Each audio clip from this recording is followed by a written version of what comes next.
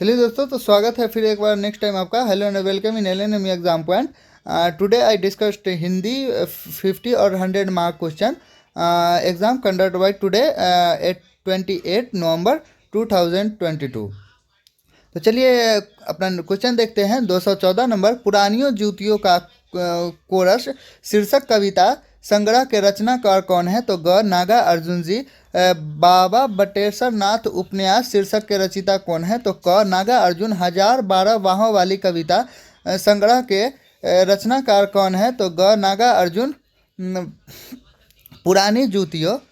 नागा अर्जुन को साहित्य अकादमी पुरस्कार किस रचना के लिए प्राप्त हुआ था? तो ख पत्रहीन नग्न गाछ। मैथिली की उनकी एक वो थी प्रोडक्ट थी। उन्हें मैथिली में उन्होंने एक रचना लिखी थी जिसका नाम था पत्रहीन नग्न गाछ मैथिली। तो उसके लिए उनको क्या मिला था? साहित्य अकादमी पुरस्कार, जो कि काव्य संग्रह के जगत में बहुत बड़ा ही साहित्य जगत में बहुत ही बड़ा पुरस्कार माना जाता है। 218 पुरानी जूतियों का कोरस क्या है? तो ख कविता संग्रह। बाबा बटेश्वर नाथ क्या है? तो ख उपन्यास। हजार बाहों वाली क्या है? तो ख यानी कि कविता संग्रह। चलते हैं अपने अगले क्वेश्चन की तरफ। इससे पहले का अगर आप क्वेश्चन लेना चाहते हैं 1 से लेकर यहाँ तक तो आप डिस्क्रिप्शन में जाकर लिंक देख सकते हैं। प्रीवियस क्वेश्चन लिंक लिखा होगा, तो उस पर आप लोग क्लिक करके ले सकते हैं। मुक्तिबोध का जन्म कब हुआ था? ये अब हम लोग चले आए हैं गजानंद माधव, यानी कि मुक्तिबोध। इनका पूरा नाम क्या था? गजानंद माधव, यानी कि हेडिंग से ही आपको 1 नंबर का क्वेश्चन मिल गया।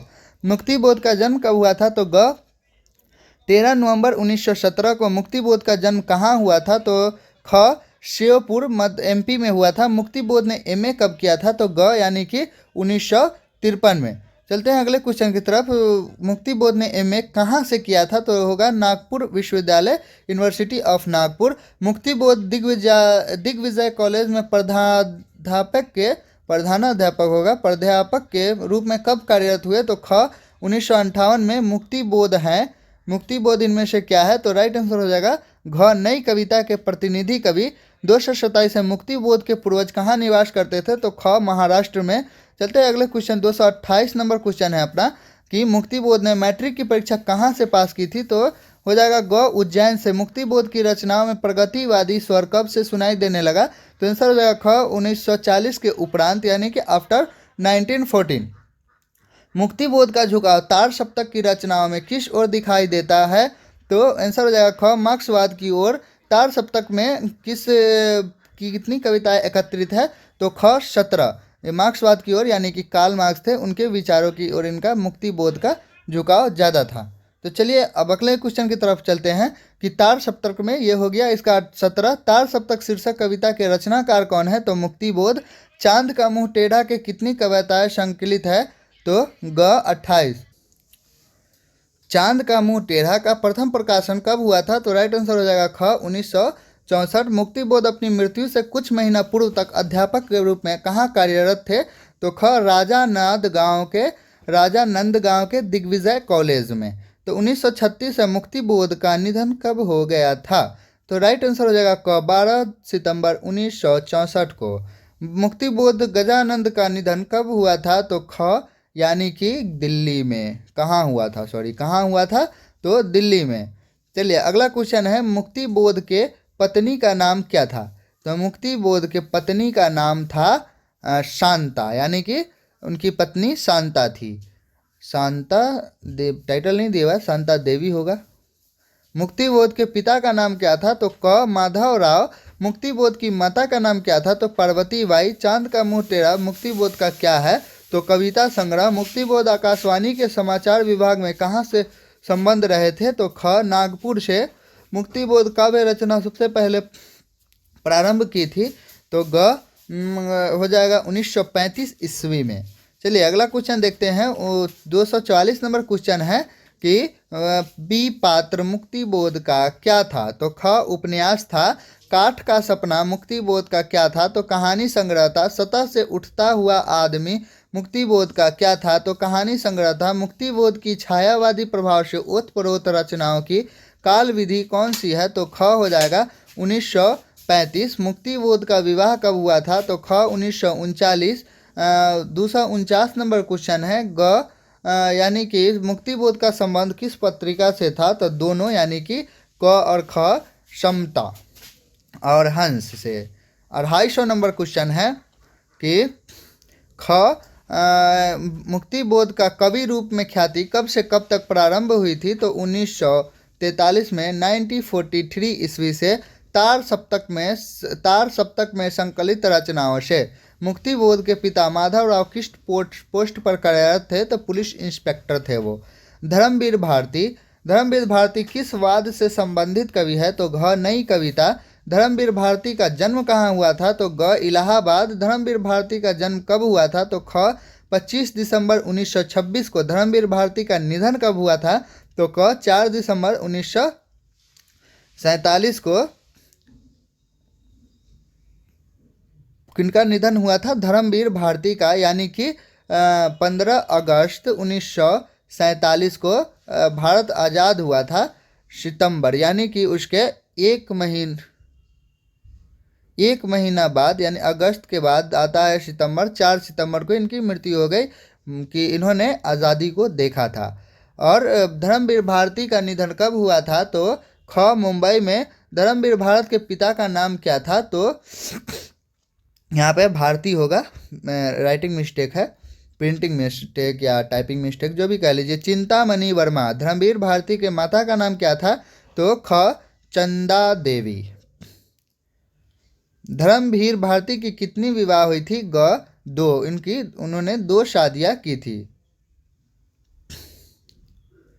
धर्मवीर भारती की विवाह कितनी हुई थी? तो 2। ये VVI क्वेश्चन हो सकता है। कवि आदमी थे, नहीं निभा होगा। धर्मवीर भारती की पहली पत्नी का नाम क्या था? तो इसका राइट आंसर हो जाएगा ख, कांता भारती। धर्मवीर भारती की दूसरी पत्नी का नाम क्या था? तो घ, पुष्पा भारती। धर्मवीर भारती की कितने पुत्र पुत्रियां थे? ख, 1 पुत्र एवं 2 पुत्रियां। धर्मवीर भारती के पुत्र का नाम क्या था? तो क, किशुंक भारती। धर्मवीर भारती के पुत्री का नाम क्या था?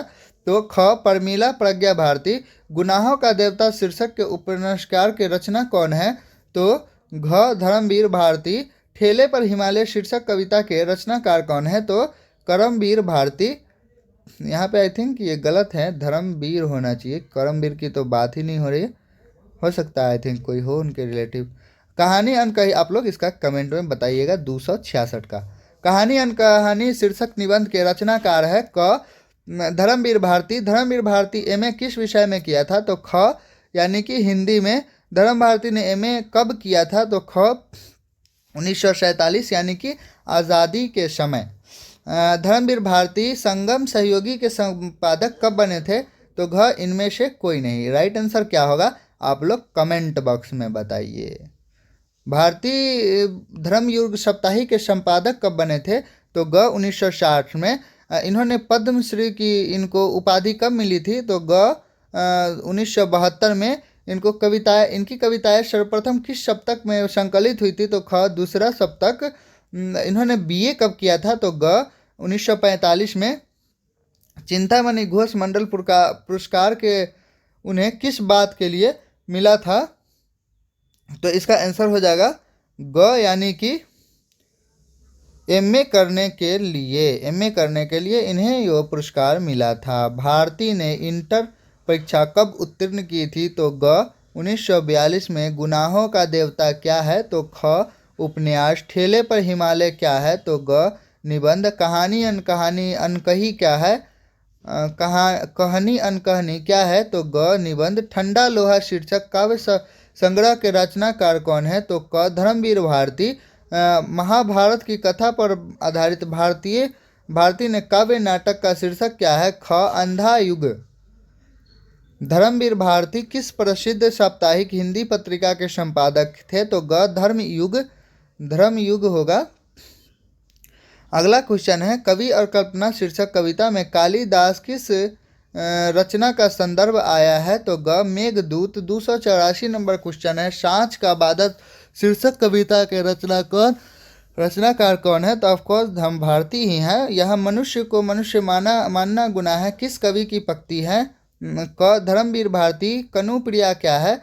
तो ख, प्रबंध कविता। चलते हैं अगले क्वेश्चन 287 नंबर पे। कनुप्रिया शीर्षक कविता के रचनाकार कौन है? धर्मवीर भारती। सूरज का सातवां घोड़ा शीर्षक उपन्यासकार के रचनाकार कौन है? तो क यानी कि धर्मवीर भारती। सूरज का सातवां घोड़ा क्या है? तो ख उपन्यास। हिंदी का कौन सा छायावादी कवि अरविंद दर्शन से प्रभावित होकर काव्य रचना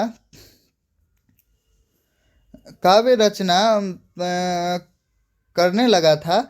और ख पंत की किस काव्य कृति को छायावाद का मैनिफेस्टो कहा गया है? तो क पल्लव। छायावाद का विष्णु किसे कहा गया है? तो ख पंत। चलते हैं अगले क्वेश्चन की तरफ। तो अगला क्वेश्चन है हमारा, संपूर्ण छायावादी काव्य की एक उत्कृष्ट उपलब्धि किसे कहा गया है? तो ग राम की शक्ति पूजा। छायावाद की समय सीमा क्या है? तो ग 1918 से 36। छायावाद युग को स्वच्छतावाद युग किसने कहा था? तो ग बच्चन सिंह ने। छायावाद शब्द के प्रथम प्रयोक्ता माना जाता है?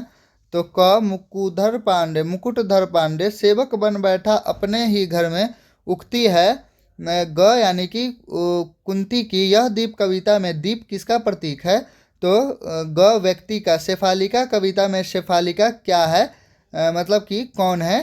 तो क एक लड़की है। आधुनिक हिंदी काव्य सरिता के संपादक कौन है? तो इसका हो जाएगा जयशंकर प्रसाद। चलते हैं। चलिए, तो अपना 300 क्वेश्चन यहाँ पे समाप्त हो चुका है। तो आज का वीडियो यहीं पे समाप्त करते हैं। अगर इस का PDF का आपको लिंक चाहिए तो आप टेलीग्राम से हमारे जुड़ सकते हैं। जैसे ही क्वेश्चन समाप्त होगा मैं वहाँ पे PDF डाल देता हूँ विथिन 2 और 3 आवर्स आफ्टर दिस वीडियो। और आपका प्रीवियस क्वेश्चन का लिंक चाहिए तो आप डिस्क्रिप्शन में जाइए, वहाँ पे लिंक दिया होगा। आप हमको विभिन्न प्लेटफॉर्म पर भी जैसे फेसबुक, ट्विटर, इंस्टाग्राम पे शेयर कर सकते हैं। लिंक आपको बायो में मिल जाएगा, अबाउट सेक्शन, चैनल के अबाउट सेक्शन में। तो चलिए मिलते हैं नए वीडियो में। तब तक के लिए धन्यवाद। जय Hind. Best of luck for your exam.